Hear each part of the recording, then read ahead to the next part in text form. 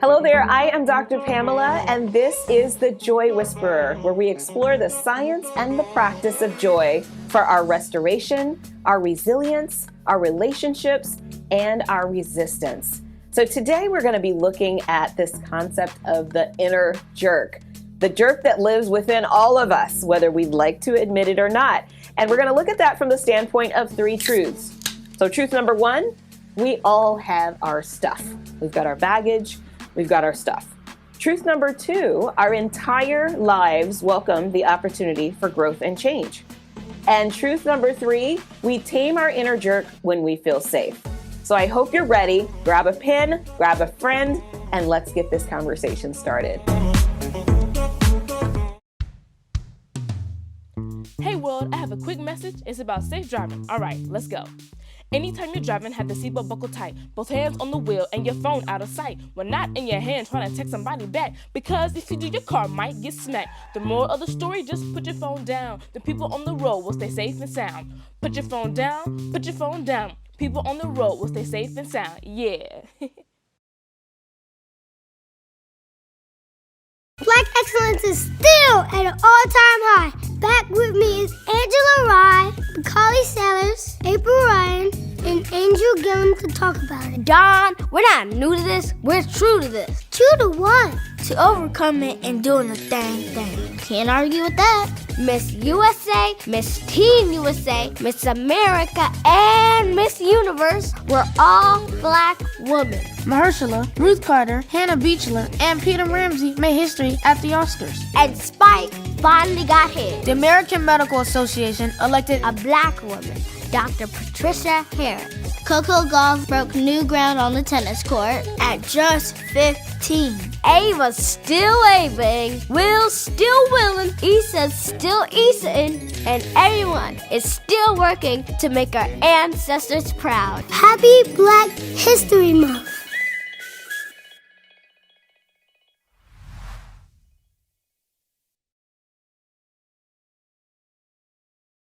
An amazing experience. It was so much more than I expected. I didn't quite know what I was getting into when I signed up for this. Was it the right program for me? Was I going to get what I needed out of it? I got what I needed and more. For anyone considering becoming a coach, I highly recommend this program. This weekend intensive was so awesome. It allows structure and discipline, and it's an efficient process. And most importantly, you have instructors that bring real life experiences that bring the content to life. I got practice. I'm not afraid to walk out and coach somebody right now. I also got clients and booked clients from those discussions.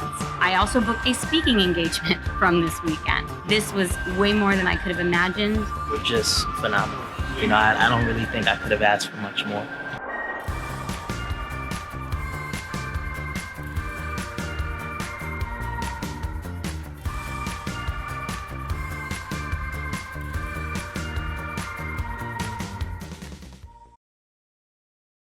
So today's theory to live by lays the foundation for everything that we're going to be talking about today.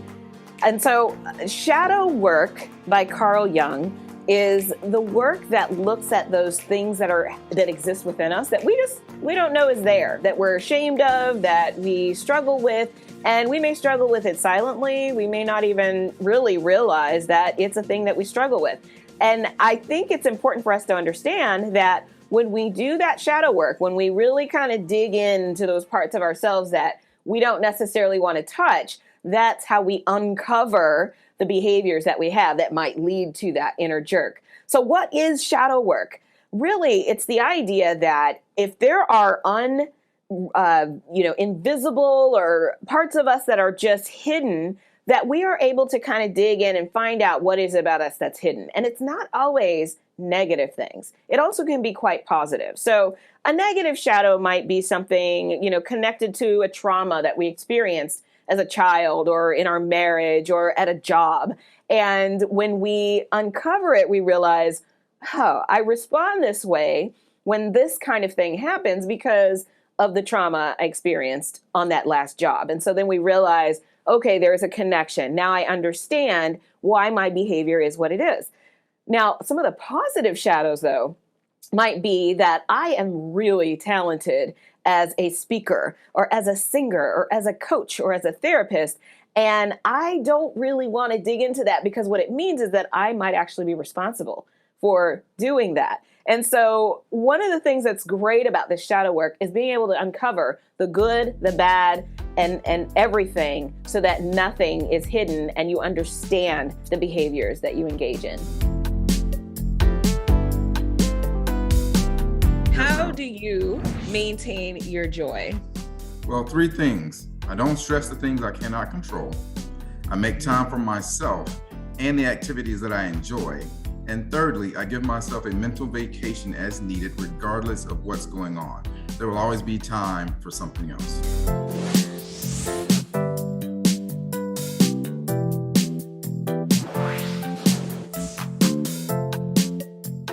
An amazing experience. It was so much more than I expected. I didn't quite know what I was getting into when I signed up for this. Was it the right program for me?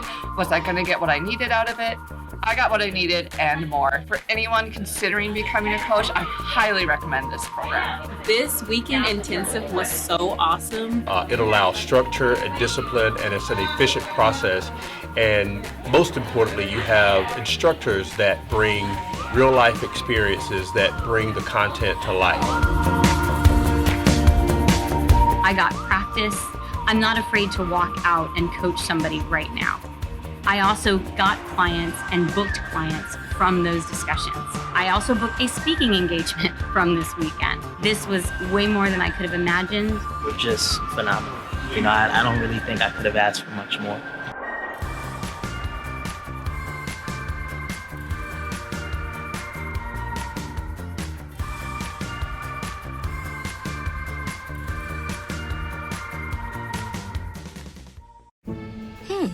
Maybe you can make retirement happen. After all, you made home ownership happen. Homeschooling yourself on loans, beefing up your credit score. So I'm pre-approved. You were like, yes! Sorry. Color coding listings, ticking boxes, and flushing every toilet in a 20-mile radius. Home sweet home. You aced house hunting. Now get the tips you need to get on track at aceyourretirement.org. So it is important to pay attention and to really embrace and accept the reality that we all have stuff. All of us. I mean, we're so quick to look at other people and say, "Whoa, girl, they've been tripping," or "Why do they act like that?" And we are always that to somebody else, believe it or not. There has been a moment in our life where we were that person that was tripping, where we were that person that they looked at and said, "Whoa, what's up with them?" And I know that we don't necessarily want to see that in ourselves or believe that about ourselves, but it's very important that we do understand that, because the only way we can uncover this stuff and heal and grow and get better is if we first and foremost recognize, okay, all right, I got stuff. Yes, there is an inner jerk in me that does come out from time to time. And what I really would love for you to take the time to think about is, when has that inner jerk come out? What does that look like? What brought that on for you? And just to kind of give you an idea of what that might look like, I've had moments where I've been in conversations with friends and I'll give an idea or a suggestion, and maybe that suggestion wasn't well taken, or maybe I didn't feel heard. And I find myself getting into my feelings and coming up with reasons why they probably just, are jealous of my ideas. and I just take that idea and run, when in fact, it's just a matter of me having, a response to not feeling heard. So it's important for us to think about what gives us those feelings. What are the triggers? Because we all have stuff. We have things that have happened that are, resurface when we experience intimate relationships, workplace situations, situations with our children. And it's important for us to pay attention to when these kinds of things happen, because that is when our stuff tends to come out. When we feel backed against a wall, when we don't know the answer, when we feel lost. And so it's okay to have that, because it's a natural part of the human experience. So there's no reason to deny it or to say, no, I don't claim that, because it is a part of who we are. It is actually a beautiful part of who we are. because what we can do with that stuff that we have is we can turn it into powerful learning experiences. We can relate to other people who are struggling and are challenged in some of the exact same areas. So rather than trying to make ourselves higher and more mighty than the rest of the people around us, it serves us well if we actually take the time to sit down and recognize that stuff that we have. And by stuff, I mean the triggers, the things that kind of set us off, the different traumas that we may experience, the things that we're afraid of. And I do realize trigger and trauma are two words that have been wildly overused in the last few years as we become more familiar with what they are. Because they've been used a lot does not mean that there's no validity to it. It just means that we are learning about ourselves and we're becoming more aware and knowledgeable about why we do the things that we do. So I would urge you to not necessarily just instantly dismiss anything that is around this idea of trauma or this idea around triggers, because they have some actual impact on the way we think and the way we act and the way we engage with other people.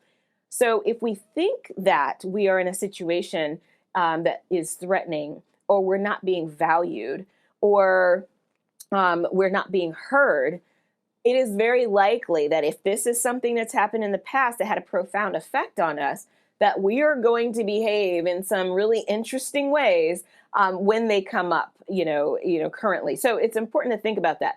I do this with myself when I realize that I'm in a certain mood through the day, and I might not even know where it came from. I just kind of realize something's not right with my rhythm today.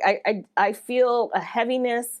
I feel uneasy. I don't really know where this is coming from. And sometimes I just have to backtrack my day to take some time and think about, where is this heaviness coming from? Because if I don't do that, guess what? The stuff is going to come out. People are going to be saying, what's up with her today? Why is she tripping? And so that's why it's important for us to take the time, assess our feelings, and respond accordingly to what's really going on in us. So we all have an inner jerk inside of us, in my humble opinion. Is there ever a time when that jerk actually needs to come out? Yes. I think a good time for that jerk to come out would be when somebody's trying to steal your joy. Hello. Yes. I have been intentional about my life so that I can have my joy bundled up and customized for me. And so it's precious, it's priceless. And when someone tries to steal it, yes, inner jerk, inner thug, whatever, by any means necessary. Come all the way up.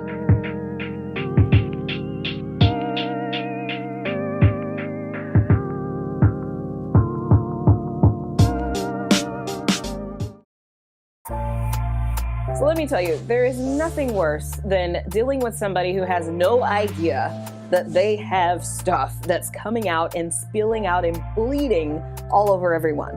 And so I want you today to be able to come away with, if nothing else, how to recognize your stuff. How to recognize that, you know what, those things are in operation right now, and I really need to kind of, rein them in. So you want to pay attention to your reactions, your behaviors, your emotions.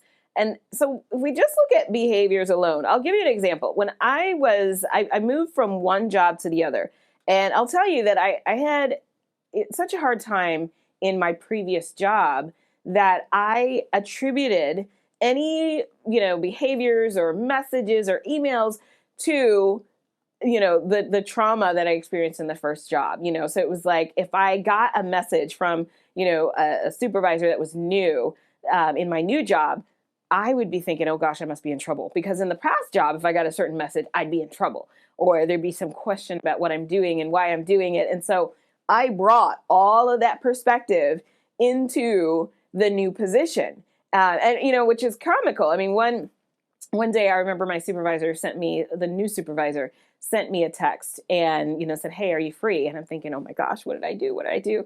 And I couldn't answer it in the moment, but I am sitting here combing in my mind through, like, what did I do? Let me go check my email. Is there something I missed? Is there something I missed?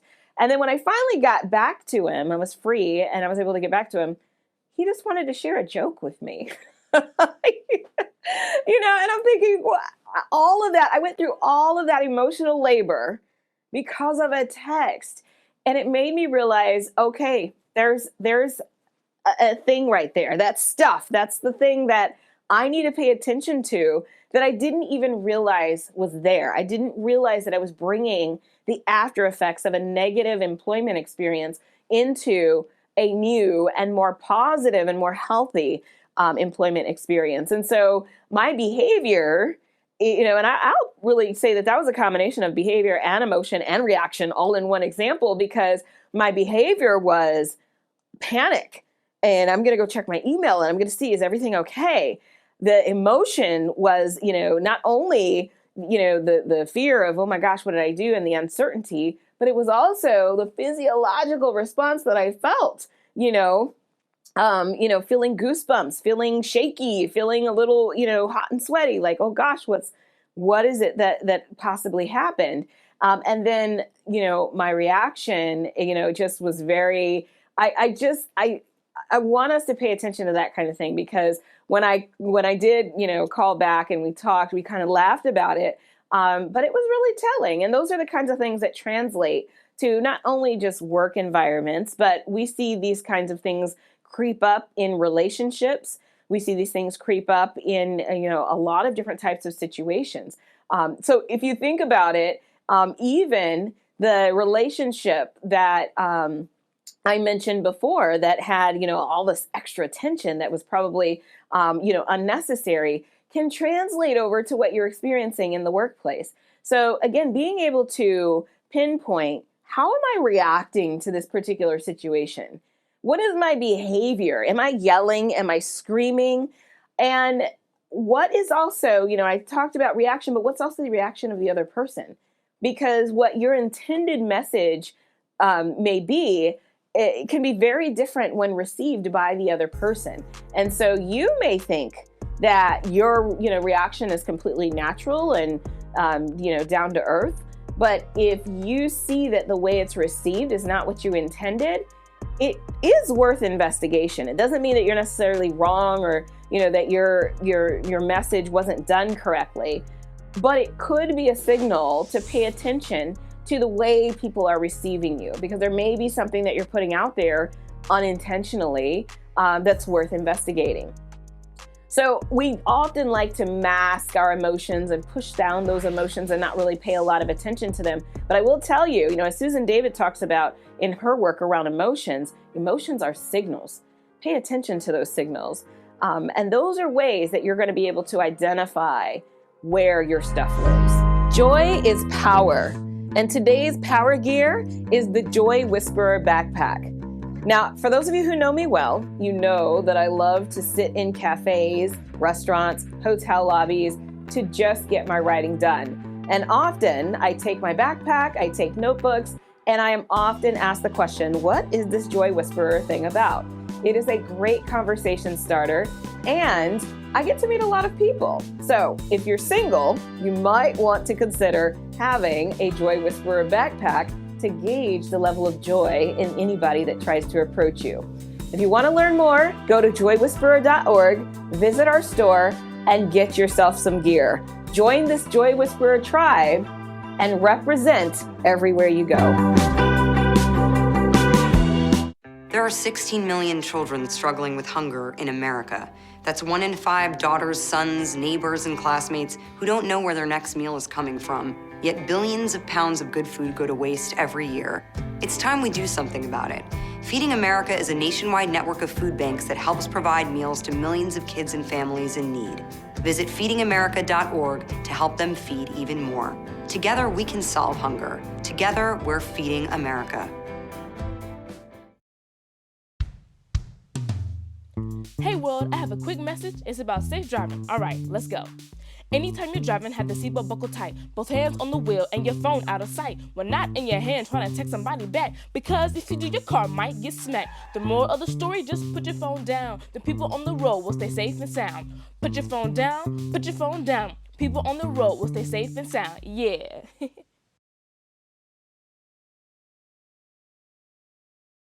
Welcome back to the Joy Whisperer. Now, one of the things that is, has been kind of a constant in my life and that I've really helped with my, coaching, have helped my clients through is this idea of every opportunity in our lives. There's so many different opportunities in our lives to grow and to change. And it's up to us to recognize those moments when, we know what, I can actually learn from this.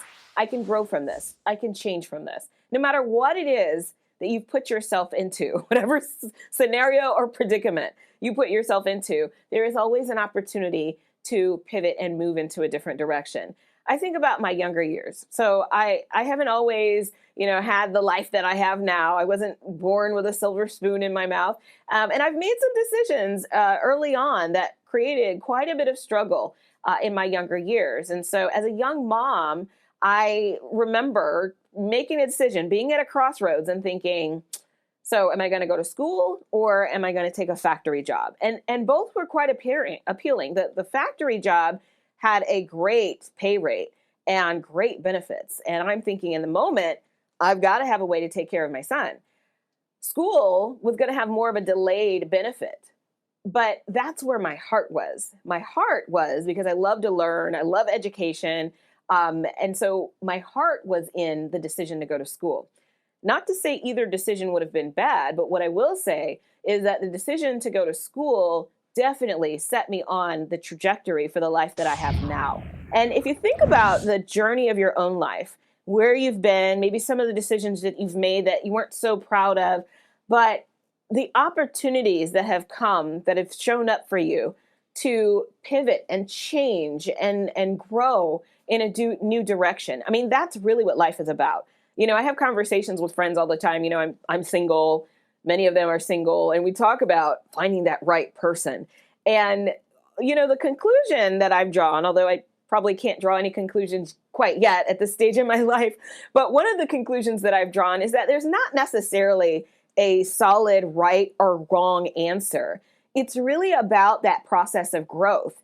It's really about what do you do with the situation that is being presented to you? Because there's really no way of knowing if the person that you've decided to start dating is the right person, or if the job that you want to take is the right job, if it's the right time to quit a job and move on to something else. We don't really have the exact answer to that.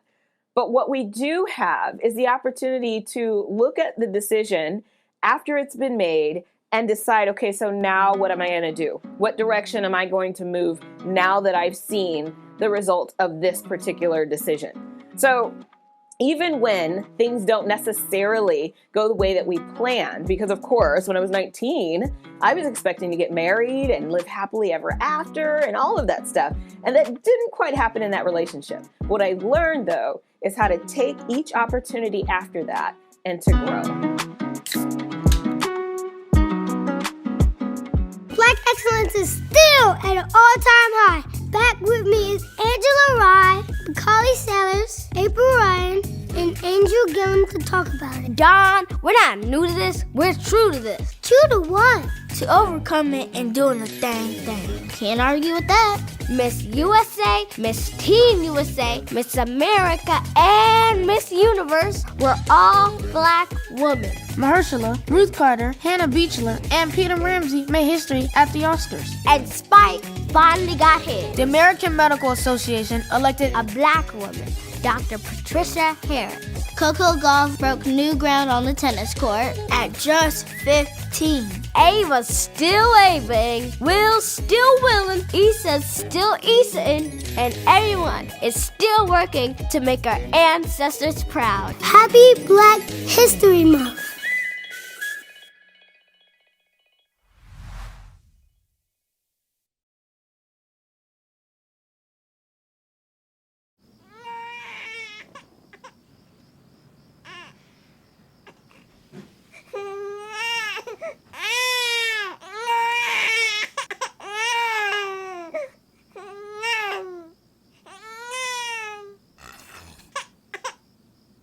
If you love them enough to suck the snot out of their nose at 4 a.m., then surely you'll check nhtsa.gov/the right seat to make sure they're in the right car seat. STEM is the discipline of hard numbers, precise, no margin for error. Dare to forget that. Dare to have fun with it.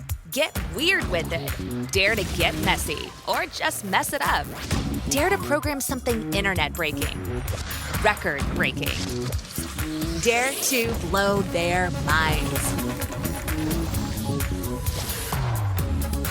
Dare to try. Dare to fail. Dare to keep daring. Dare to learn the difference between organic, sedimentary, and non-foliated metamorphic rock. Get outside, find those rocks. Dare to be homeroom famous, a high school fable. Dare to send those old STEM theories flying past the neighbor's house into outer space. And for the love of STEM, dare bigger. Dare to code, dare to invent, dare to explore, dare to STEM. Check out She Can STEM to get started. Maybe you can make retirement happen. After all, you made home ownership happen. Homeschooling yourself on loans, beefing up your credit score. So I'm pre-approved. You were like, yes! Sorry. Color coding listings, ticking boxes, and flushing every toilet in a 20-mile radius. Home sweet home. You aced house hunting. Now get the tips you need to get on track at aceyourretirement.org.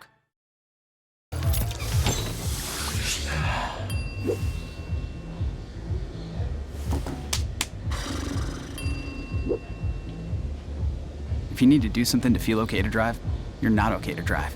Don't drive buzzed. An amazing experience. It was so much more than I expected. I didn't quite know what I was getting into when I signed up for this. Was it the right program for me? Was I going to get what I needed out of it? I got what I needed and more. For anyone considering becoming a coach, I highly recommend this program. This weekend intensive was so awesome. It allows structure and discipline, and it's an efficient process. And most importantly, you have instructors that bring real life experiences that bring the content to life. I got practice. I'm not afraid to walk out and coach somebody right now. I also got clients and booked clients from those discussions. I also booked a speaking engagement from this weekend. This was way more than I could have imagined. Were just phenomenal. I don't really think I could have asked for much more.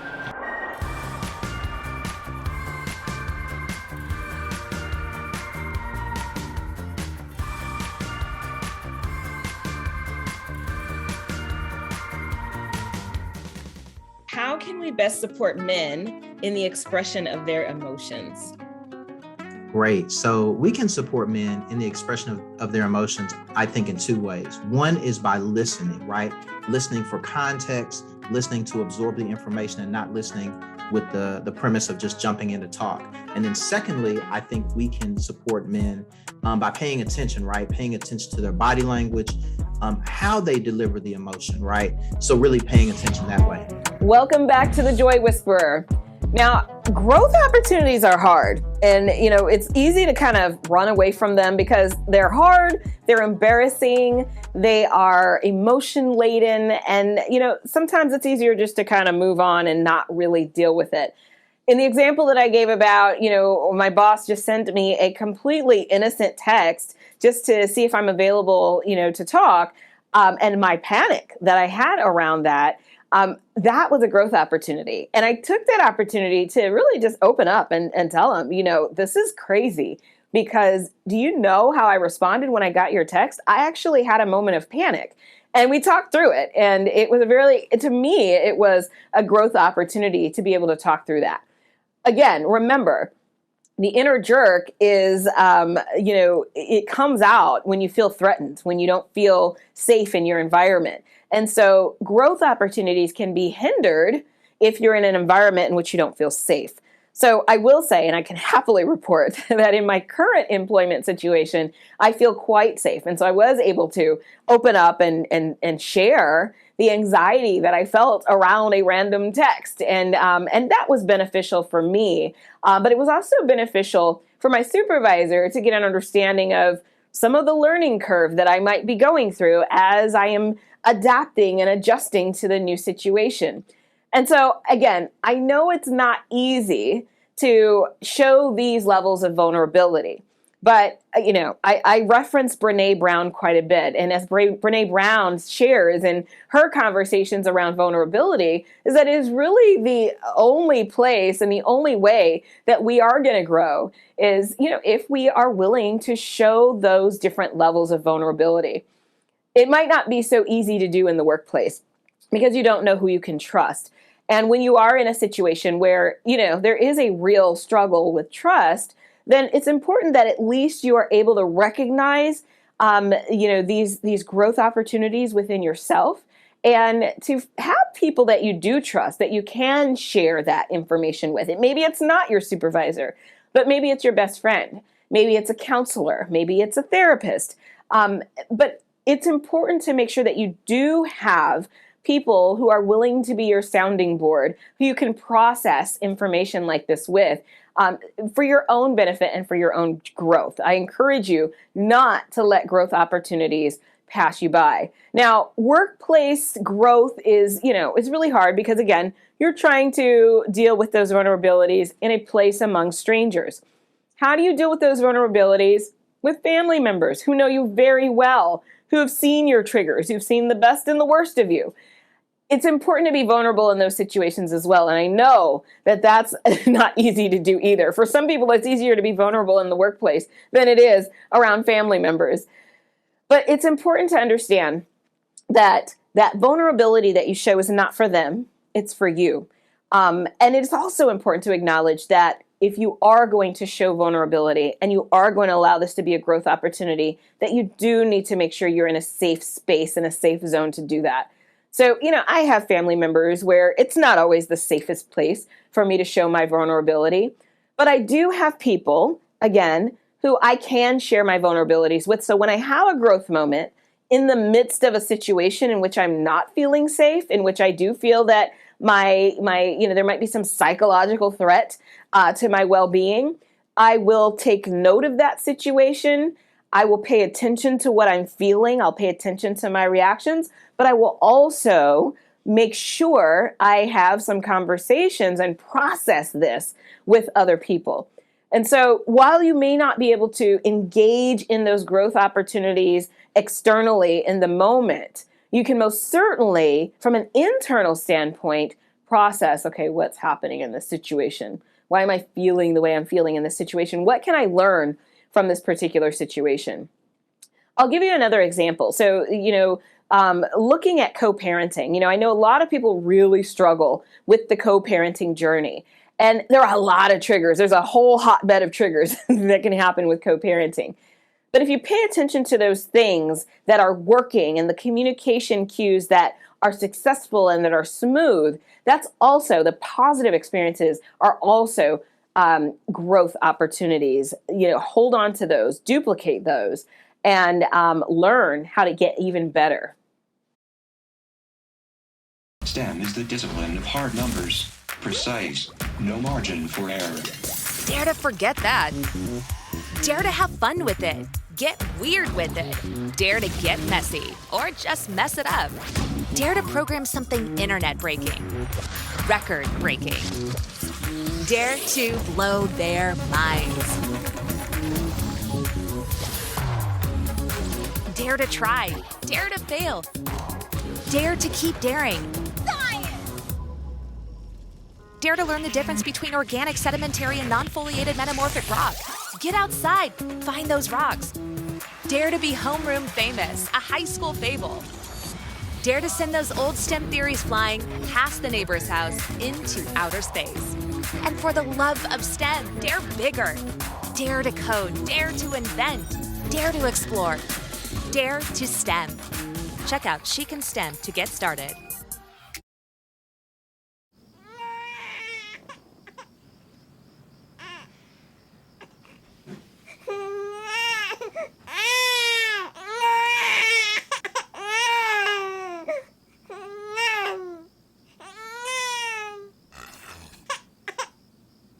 If you love them enough to suck the snot out of their nose at 4 a.m., then surely you'll check NHTSA.gov/the right seat to make sure they're in the right car seat.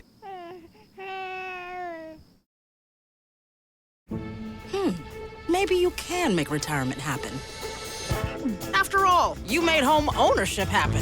Homeschooling yourself on loans, beefing up your credit score. So I'm pre-approved. You were like, yes! Sorry.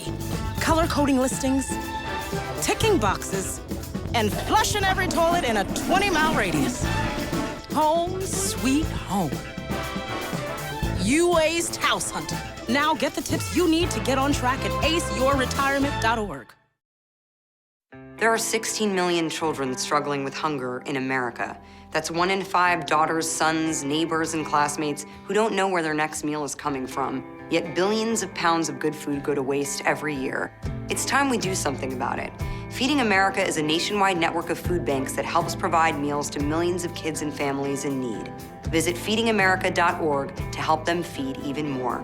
Together, we can solve hunger. Together, we're feeding America. Welcome back to the Joy Whisperer. Now, every week I get questions in my inbox, and I call these whispers in my ear. And I would love for you to whisper in my ear if you have questions. Definitely go to my inbox on my LinkedIn page or Instagram. Instagram is Whispering Joy, and find me on Instagram just by putting in my name. So this week's question is from a young lady who wants to know about her purpose. She says she's 30 years old, and she wants to know how she can identify her purpose. You know, I love this question because, purpose is just a huge part of my life. And I know that my entire journey has integrated elements of my purpose throughout. But how did I know that? And at what point did I actually know that? And I think the key is to be really in tune with those things that pull at your heartstrings. What do you when you watch the news, what are some of the things that you gravitate toward, that, you feel passionate about, that you feel like you need to do something about? When you're in conversations with other people and they are maybe sharing some of their problems or their concerns with you, what are the ones that resonate most with you that you feel like, you know what, I got this one. I know how to help my friend through this particular challenge. Problem solving in general. What are the things that you do a really great job of solving in your life? Is it financial? Do you have a stellar financial plan that you've really been able to execute and do well? Are you a great event planner? Are you wonderful with children? Do you work really well with elderly? And there's a lot of different ways to kind of determine your purpose. But I always say, first, start with the thing that seems to tug at your heart. And then go with the thing that looks like, that kind of comes to you at ease. It's something that you don't have to think too hard about. It just feels natural for you. So if we were to look at, a different situation and somebody really has a passion for health and wellness, while that might be really broad, move in that direction of health and wellness and discover what it tells you and what you tend to gravitate towards while you're doing that work. So what I did was I just continued to do work that helped me, help other people, that helped me better understand my strengths as it pertains to helping other people. And as I did that, I was able to really identify and pinpoint joy is the thing. And I didn't discover that when I was 30. When I was 30, what I did understand is that I needed to find happiness and joy within myself. And I focused in on that. That was my narrow focus when I was in my 30s. But I'll tell you, it paid off, because to be able to spend that time to really connect with yourself and understand what works for you is going to help you understand you in relation to others, you in relation to the world. And I talk about that a lot. Understanding you and who you are is going to be the thing that's going to give you some direction in terms of what significant thing this world needs from you.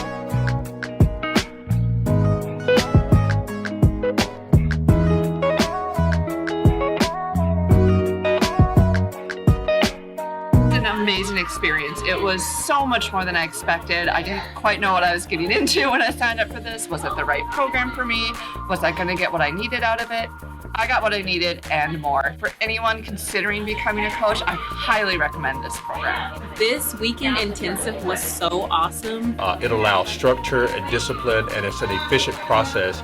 And most importantly, you have instructors that bring real life experiences that bring the content to life.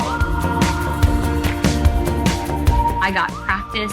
I'm not afraid to walk out and coach somebody right now. I also got clients and booked clients from those discussions. I also booked a speaking engagement from this weekend. This was way more than I could have imagined. Were just phenomenal. I don't really think I could have asked for much more.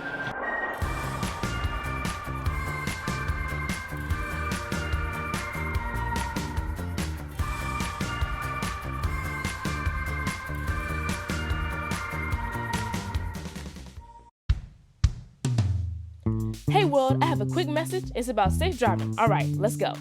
Anytime you're driving, have the seatbelt buckled tight, both hands on the wheel and your phone out of sight. When not in your hand trying to text somebody back, because if you do, your car might get smacked. The moral of the story, just put your phone down. The people on the road will stay safe and sound. Put your phone down, put your phone down. People on the road will stay safe and sound. Yeah.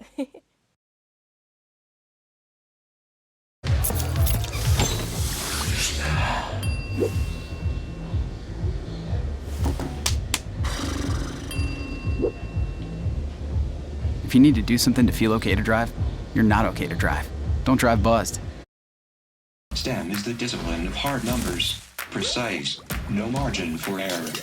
Dare to forget that. Dare to have fun with it. Get weird with it. Dare to get messy, or just mess it up. Dare to program something internet-breaking, record-breaking. Dare to blow their minds. Dare to try. Dare to fail. Dare to keep daring. Dare to learn the difference between organic, sedimentary, and non-foliated metamorphic rock. Get outside. Find those rocks. Dare to be homeroom famous, a high school fable. Dare to send those old STEM theories flying past the neighbor's house into outer space. And for the love of STEM, dare bigger. Dare to code. Dare to invent. Dare to explore. Dare to STEM. Check out She Can STEM to get started. What is the best way to find our voice when we feel silenced or threatened? Well, I think first of all, to find your voice, you have to be self-aware enough to know that you have agency with your voice, right? And to know how to be strategic enough to assess the situation and even the potential consequences of using your voice or not using your voice when being silenced or threatened. So the people who have experienced the inner jerk in me have experienced that inner jerk in moments when I don't feel safe. Let me say that again. The people who've experienced the inner jerk in me are experiencing me in moments when I don't feel safe. So when we feel safe, we are more likely to tame that inner jerk. That inner jerk comes out when we feel threatened. What does that inner jerk look like? Well, for me, it can be just not letting go of a situation when we're debating and we're going back and forth and we're talking about it. And I don't like to argue. I really don't. But when the inner jerk comes out, I will argue. I'll argue you down. I will make my point and make my point and make my point, even if it doesn't really matter what the point is, if I'm in a situation where I don't feel safe. And I am just really, what I'm doing is I am desperately trying to create a safe zone for myself. And so think about that in your own situations when you are sort of going against the grain. Like I said, I don't like to argue. I actually love healthy, productive, energizing, joyful dialogue.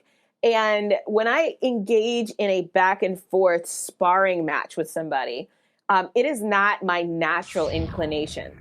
I remember a situation, I was in a relationship, driving down the highway, and it was a pretty volatile relationship. I mean, just verbally speaking, it was just, there was these arguments and disagreements that would just get so emotionally charged that I would lose my ability to really just collect myself and think about what I'm saying. So I remember driving on the highway, and this was probably about 20 years ago. I was driving on the highway, and he was so cold to me on the phone. I mean, it was just, and I couldn't believe it, and it was frustrating me. And so nothing I could say would, there was no empathy. There was nothing coming out of him. And at some point, I just let loose and I screamed at the top of my lungs. I don't even remember what I said, but I screamed at the top of my lungs and then hung up the phone. And that's just, and anybody who knows me knows, I mean, my own kids probably have really never heard me scream. That's just not something I do. Even when I say it's time for dinner, I'm just very, I'll go upstairs and say it's time for dinner. I don't like screaming across the house. So it's not something I do. Very uncharacteristic of me. But in that moment, I had such a high level of rage just from not being heard. And when you go back and evaluate, like, what caused that in me? What triggered that in me? And in that case, I wasn't being heard. So it created this level of rage in me that it caused me to just scream and yell and I felt the physiological response to that. I mean, I was shaking, I was hot, I was tense. And I, in that moment, vowed to myself that I will never let anybody get me that upset again. And I will tell you, 20 years later, nobody has ever been able to push me to that level of upset since. I was fully aware of my ability to pull myself out of that situation before it got to that point, before the inner jerk came out. Now, I'm not going to say the inner jerk wasn't justifiable and that there's not times where your inner jerk is justifiable. But what I will say is, in order to protect yourself mentally and emotionally, it serves you well to be able to know when it's time to exit a situation or to really just pay attention to what needs to happen. And we do this best when we are in safe situations. I didn't feel safe in the car that day. Even though he wasn't in the car with me, I felt psychologically threatened in that situation. So if you can, whether it is physical threats, psychological threats, whatever it is, it's important for us to pay very close attention to how to making sure that we are in a place where we can be safe so that we can learn how to tame that inner jerk. So how do you create safe zones for yourself? Well, you create boundaries, you speak your truth, and you stay loyal to your needs. Now, we've heard a lot about boundaries, and it's interesting because I spoke about boundaries in my book, Letters to the Brokenhearted, and I talked about how it seemed so easy for everyone else around me to create boundaries that kept me at bay, but I never really created those same kind of boundaries in return. And what I've learned and understood over the years is that creating those boundaries do indeed create safe spaces for yourself. Now, they can be healthy and unhealthy, so it's important to really think about, why you're creating the boundaries and whether or not those boundaries are actually holding you back, or are they, helping you to accomplish the things that you want to accomplish in life. But creating boundaries can be, so let's use a dating situation, for example. Let's say that you are co-parenting and the other parent comes over to pick up the child. To what extent do you enable the flirting or, even conversations that might be a bit inappropriate? How do you build boundaries around that kind of dialogue while maintaining, the co-parenting relationship? So there's a lot of different ways to think about boundaries, but it's important for us to establish, what do I need to set in place in order to make sure that I feel safe? So what am I going to make sure that I do to stay loyal to what it is I need? Because, too often we are worried about letting other people down, coming off a certain kind of way, whether or not we will trigger somebody's anger or emotion or trigger them to shut down. We only can be responsible for ourselves. Now, of course, we want to be respectful when it warrants, being respectful. We want to be assertive when it, warrants being assertive. But at the end of the day, our loyalty needs to be to ourselves and to our safety so that we can operate in a way that is, productive, that doesn't hinder our own goals and what it is that we're trying to accomplish. So again, using that co-parenting situation, what is it going to take for me? What are the needs that I have, and what do I need to be loyal to in order to make sure that I can maintain my role in an effective way within this co-parenting situation?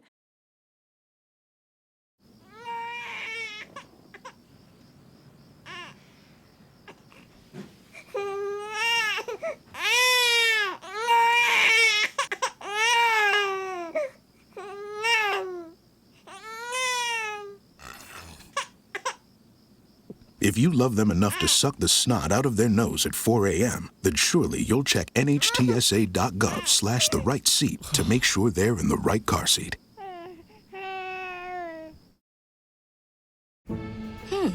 Maybe you can make retirement happen. After all, you made home ownership happen.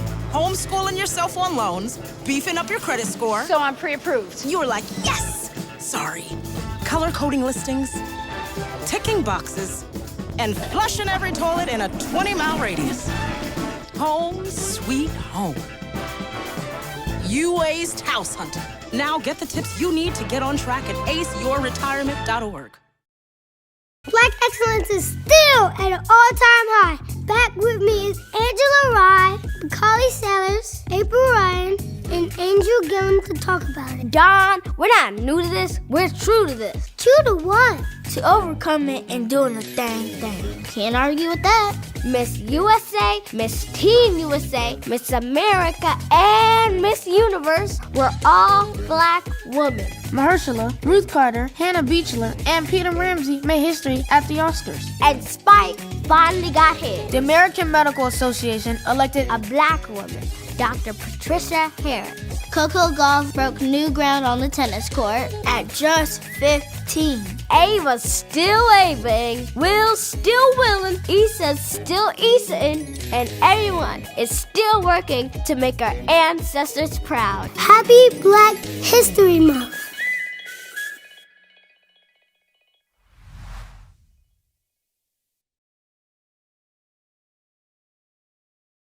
An amazing experience. It was so much more than I expected. I didn't quite know what I was getting into when I signed up for this. Was it the right program for me?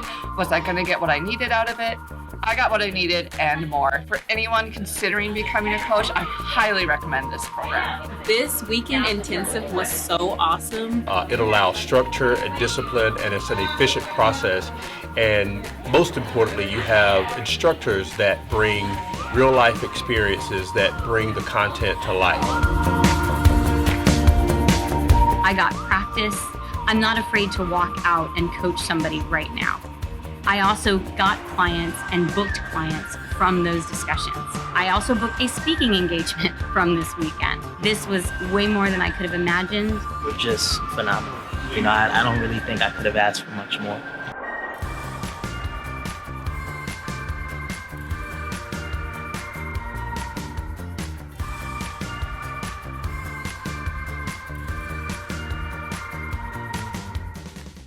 So this week's gift to myself is what I am calling a soul revival. Now, on social media earlier in the week, I actually posted a question for my followers saying, look, I do these getaways every now and then. I go away for the weekend, I write, I re-energize myself, I relax, and I've been calling them getaways. And I thought, it's not that I'm really trying to get away from my life. I actually love the life that I have at home.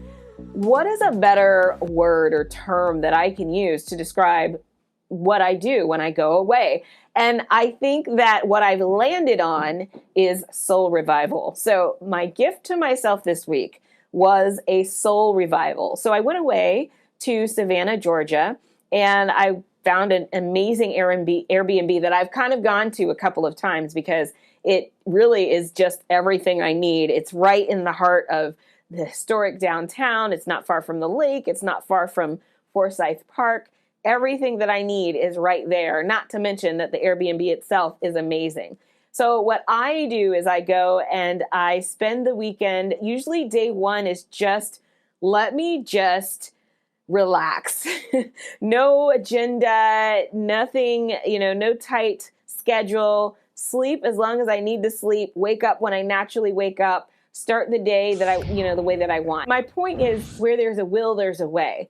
If you commit to something, then you find a way to make it work. So maybe I just don't go out to dinner, to Chili's or wherever I want to go. Maybe I'll do that another time and save that money and use that money to catch a $50 flight to Orlando, which is very common here in Atlanta. But how can you get creative and find ways to create a soul revival for yourself? And how can you be so committed to it that you create this opportunity for yourself once a month? So if that's too much for you to think about right now, just start with the first one and find out how you can, get that first one set up, scheduled, and just go away and do something for yourself. So the point of it all is that we all have triggers. We all self-protect. And we all have the capacity to bring out that inner jerk when we don't feel safe. The key is to pay attention to these moments and to understand why we do what we do and to create a plan for growing through these situations. My challenge for you is to dig deep and figure out some of those truths for yourself. Thank you for tuning in to this week's episode of The Joy Whisperer. Remember to join the conversation all throughout the week by following me on social media. Also, tune in on SSNTV via ROKU every Thursday at noon Eastern Time. We're also streaming next day at 3 p.m. at the Sensation Station Network's Facebook page and on my LinkedIn page. And remember, joy is your best energy source.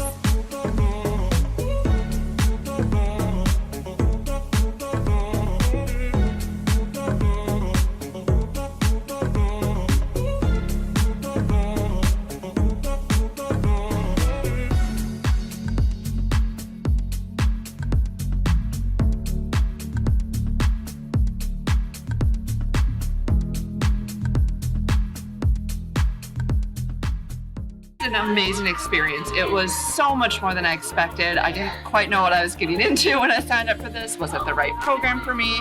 Was I going to get what I needed out of it? I got what I needed and more. For anyone considering becoming a coach, I highly recommend this program. This weekend intensive was so awesome. It allows structure and discipline, and it's an efficient process. And most importantly, you have instructors that bring real life experiences that bring the content to life. I got practice. I'm not afraid to walk out and coach somebody right now.